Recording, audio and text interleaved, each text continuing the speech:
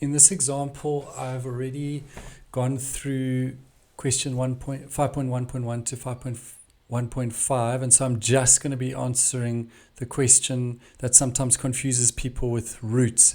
And so if this just said where are the roots real or non-real or equal, something simple like that, I probably would have gone the nature of roots method. I would have put the equation in equals k, I would have brought it across,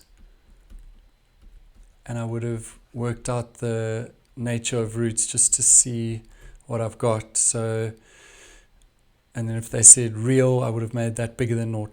Because they give such specifics to unequal positive real roots, it's actually easier just to try and visualize this. And so see how you go visualizing this with me.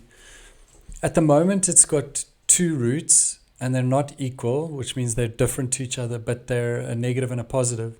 And so, yes, it's tempting to feel like you just want to shift your graph this way to the right to end up with positive roots, but the k at the end there is just a vertical shift. And so what you're going to have to do is you're going to have to shift it vertically. And so if I were to shift it more than 3 up, just more than 3 up, I would have a graph that looked something like this, and it would have 2 positive roots. So you can be tempted to think, oh, okay, so k must just be bigger than 3. But if you keep shifting it up more than 4, then your turning point will be above here and it won't even have any roots.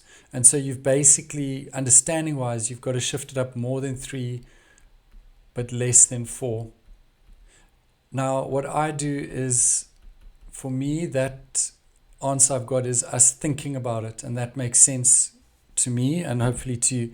But if you notice in the question that k is on the wrong side, so it's on the right-hand side, it's different to where the graph is, or that it's fx equals minus k equals naught, something like that. Either of those options, where it's on the right-hand side or when it's a minus k, think of it as being on the wrong side.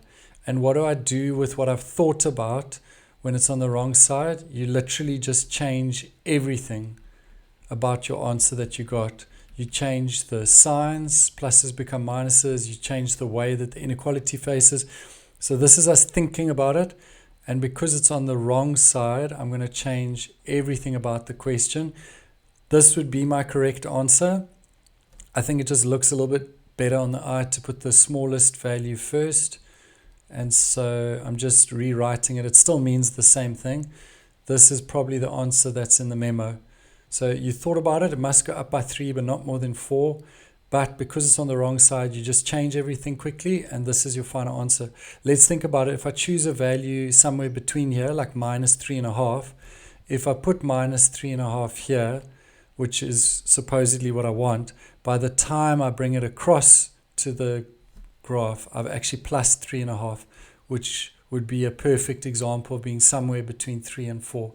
So that's just my little method for these elaborate root questions. If it wasn't so detailed and they gave their life history, I would have just gone nature of roots. Because they gave their life history and had so many parameters, I thought about it, and had it been on the same side and a positive, I would have just stopped here and that's the answer. But because it's on the wrong side, I just change everything, and then I just rewrote it to look a little bit prettier on the eye.